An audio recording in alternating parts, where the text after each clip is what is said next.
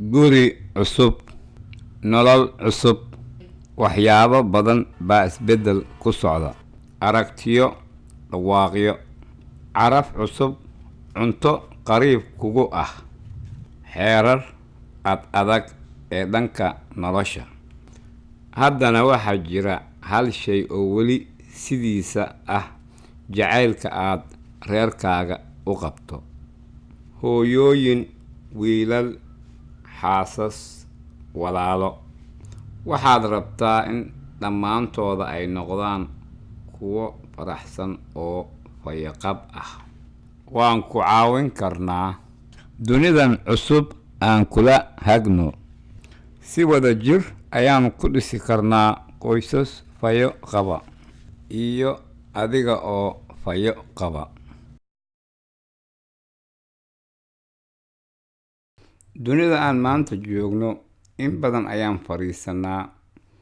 waxaan fariisanaa TV-ga hortiisa, ama waxaan fariisanaa innagoo haysana kombiyuutarka gacanta ama taleefanka gacanta. Waxaan dhex fariisanaa baabuurka dhexdiisa annagoo shaqada ku socona. Inteena badan maalintii oo dhan ayaan shaqada dhex fadhinaa. Sidoo kale carruurteena iyaguna in badan ayaan fadhiyaan. Waqtiga berribka iskuulka waa waqti kooban. Baska iskuulka way dhex fariistaan oo intooda badan saacado badan ayay fadhiyaan. Marka ay tagaan guriga, waxay ciyaaraan ciyaarta fiidiyowga ama TV-ga ayay fiirsadaan. Fadhigan badan caafimaadkeena ayuu wax u dhimayaa. Saddexdii qofba hal qof ayaa ah qof buuran.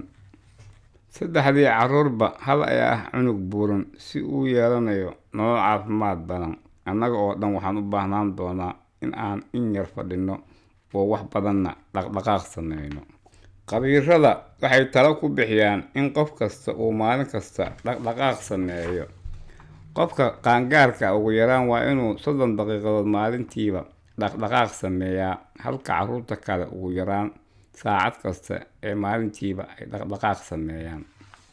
Dhaqdhaqaaqa firfircoon waa inuu ka koobnaadaa 3 nooc ee jimicsi ah: aerobic, muruq adkeyn, iyo laf adkeyn. Jimicsiga aerobic wuxuu socodsiinayaa wadnaha inta dhaqdhaqaaqa lagu jiro, sida wadista baaskiilka, lugayska, ama ciyaarta kubadda cagta. Neef xoog leh iyo dhidid ayayna naga keenaan. Muruq adkeynta waxay dhacdaa goorta aan sameyno jimicsiga gacmaha lagu taagsado oo xabadka lagu riixo push up, miisaan qaadista, ama geed fuulidda. Muruqaheena ayaa daal iyo xanuun ay dareensiiyaan, laakiin ma ahayn wax xanuun badan. Laf adkeynta waxay timaadaa inta lagu jiro dhaqdhaqaaqa sida orodka iyo xarikaboodka. Dhaqdhaqaaq maalin kasta la sameeyo ayaa ah mid ka mid a waxyaabaha ugu muhiimsan ee aan caafimaadkeena u qaban karno. Waxay naga caawinaysaa in miisaankeena aan xakameyno. Waxay hoos u dhigtaa cudurrada sida sokorowga, kansarka, iyo xanuunka wadnaha.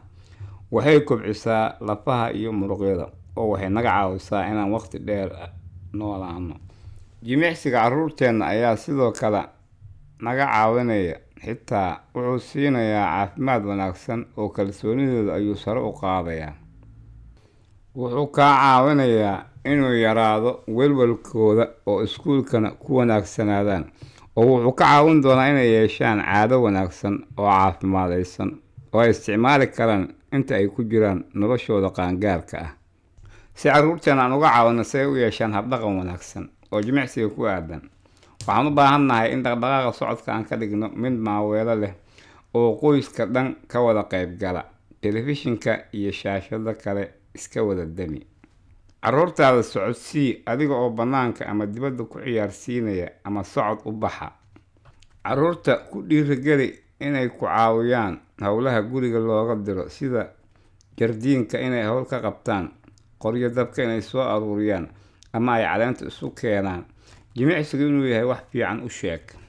Haddii muddo dheer aadan jimicsi samayn, si tartiiba u bilow.